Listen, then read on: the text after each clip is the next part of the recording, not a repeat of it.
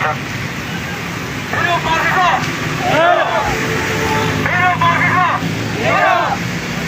Sebelumnya, kepada pengguna jalan depan kantor Gubernur NTT, saya ucapkan mohon maaf yang sebesar-besarnya karena pada sore hari ini kami sedikit mengganggu perjalanan dari Bapak Mama dan juga saudara-saudara sebagai pengguna jalan depan kantor Gubernur Provinsi Nusa Tenggara Timur.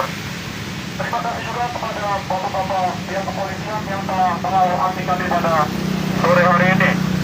Sebelum saya menyampaikan orasi politik saya ajak teman-teman untuk kita yang bersama. Hancurkan,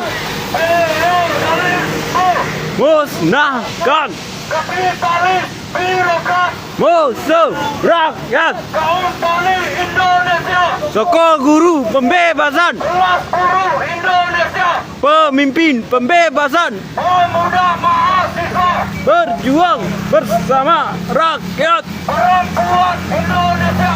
bangkit melawan penindasan. Hidup mahasiswa! Hidup mahasiswa! Hidup rakyat Indonesia! Baik kawan-kawan sekalian, tahun ini kita memperingati Hari Hak Asasi Manusia yang ke-75 tahun, kawan-kawan. Tahun ini kita memperingati Hari Hak Asasi Manusia di tengah begitu banyak krisis yang ada di tengah-tengah masyarakat, mulai dari krisis iklim, krisis agraria, dan juga krisis kemanusiaan yang kita hadapi hari ini, kawan-kawan. Revolusi Prancis yang kemudian melahirkan kebebasan bagi masyarakat dan juga kebebasan bagi petani, kebebasan bagi rakyat atas segala bentuk monopoli yang dilakukan oleh kekuasaan apapun Raja Louis XVI yang kemudian melahirkan hak asasi manusia dan juga demokrasi, kawan-kawan.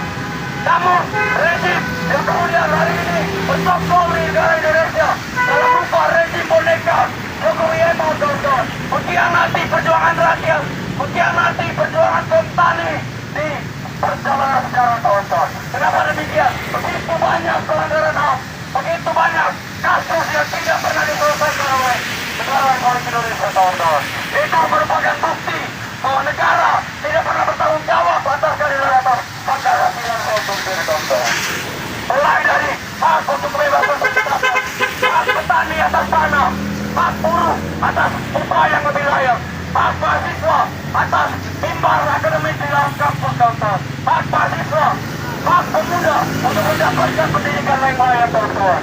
Hari ini negara di tangan kapitalan AS yaitu Jokowi Ema tidak mampu menjamin hak pasar masyarakat Indonesia, kawan-kawan. Makanya pada sore hari ini kita yang tergabung di dalam aliansi solidaritas hak asasi manusia NTT turun ke jalan guna untuk mengkampanyekan, menyadarkan seluruh masyarakat bahwa hari ini Indonesia sedang tidak baik-baik saja. Hari ini penanganan hak asasi manusia itu tidak sempurna, kawan-kawan. Begitu banyak kasus-kasus pelanggaran HAM, kawan-kawan. Mulai dari pembukaan terhadap mahasiswa pada saat agenda KTT, kawan-kawan. Itu merupakan watak negara, bukti dari watak negara yang hati terhadap demokrasi, kawan-kawan. Betul. Negara membuka mahasiswa, membuka prajurit yang berjuang melalui aparat-aparat negara, kawan-kawan. Sampai hari ini mereka hanya berlindung di harga tausium, kawan-kawan.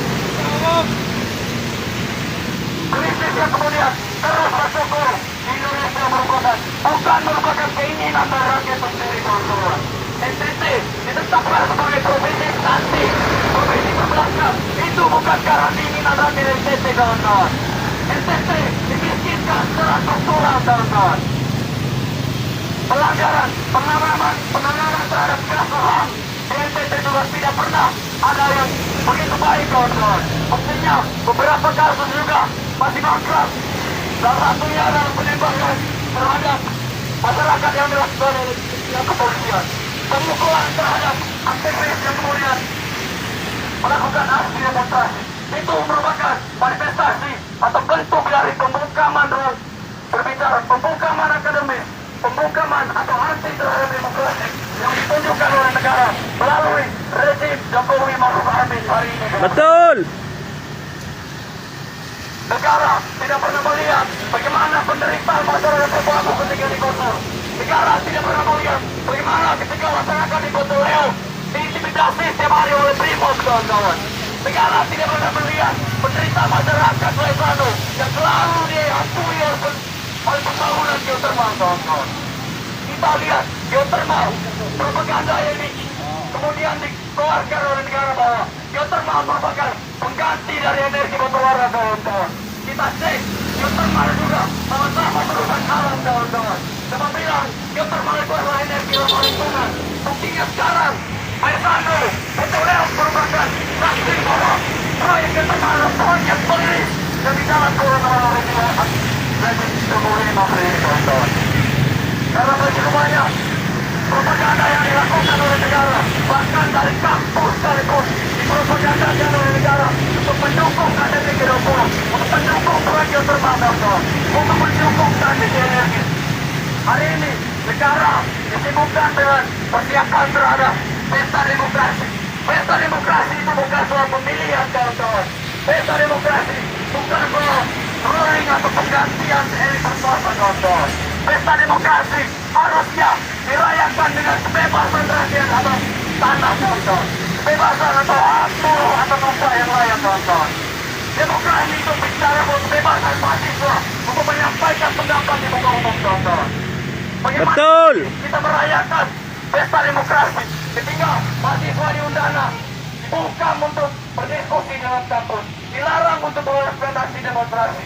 Bahkan kawan-kawan kita pada tahun 2020 itu ditangkap secara paksa oleh pihak kepolisian, kawan-kawan. Pertanyaannya, demokrasi apa yang mau dirayakan oleh negara hari ini, kawan-kawan?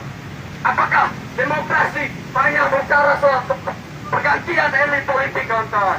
Itu hanyalah omong kosong yang kemudian terus digembar-gemborkan oleh negara, kawan-kawan. Karena demokrasi tidak hanya bicara soal kekuasaan. Demokrasi adalah kebebasan. Demokrasi punya kaitan erat dengan hak asasi manusia. Perayaan demokrasi yang dilakukan oleh negara di tengah bangsa di atas tanah yang tidak ada, kawan-kawan. Di tengah kelas buruh tidak mendapatkan upah yang layak, kawan-kawan. Di tengah banyaknya petani yang harus dipaksa untuk bermigrasi karena negara tidak mampu menyediakan lapangan pekerjaan, kawan-kawan. Karena negara merampas tanah-tanah yang kemudian menjadi ibu dari petani itu sendiri, kawan-kawan. Betul. Apakah Indonesia masih layak dikatakan sebagai negara demokrasi ketika segala bentuk pengungkapan dan juga perampasan terhadap ruang hidup masyarakat itu marak terjadi di Indonesia, kawan-kawan?